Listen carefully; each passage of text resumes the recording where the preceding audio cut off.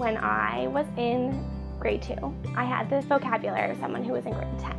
I could use words and speak and tell you rhymes and quote-unquote read you books, but I wasn't actually reading.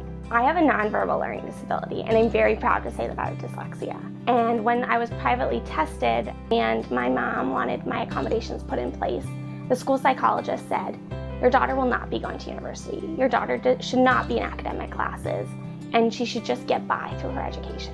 And that was not the answer that we were looking for. And that first no was my path to shutting down a lot of no's and breaking glass ceiling after glass ceiling, because I knew that education was in my reach. My grandmother grew up in a small town outside of Ottawa and was unable to go to university. She was the youngest of 3, and her parents didn't see the value of a female education. And so she decided that all of her children and grandchildren would have that access. So she set up a Canada Scholars Trust for my mom and her sisters, and then for my sister and myself. And that was the foundation for getting my education started at the University of Toronto.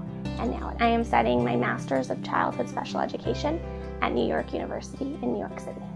My hopes for the future are to educate people and to change the world through education. I know it sounds large, but one person learning to read turns into a village. It truly means everything to me that my grandmother started this. She was my Nana, and she would pick me up 3 days a week from school, and we would bake together.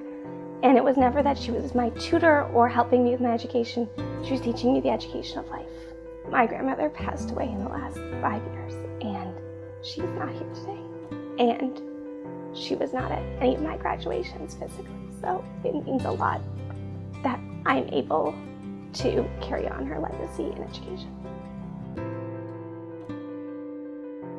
Plan for the future, because education is truly the biggest gift that anyone could have. It's my greatest gift, and it's the gift that I want to continue to give people.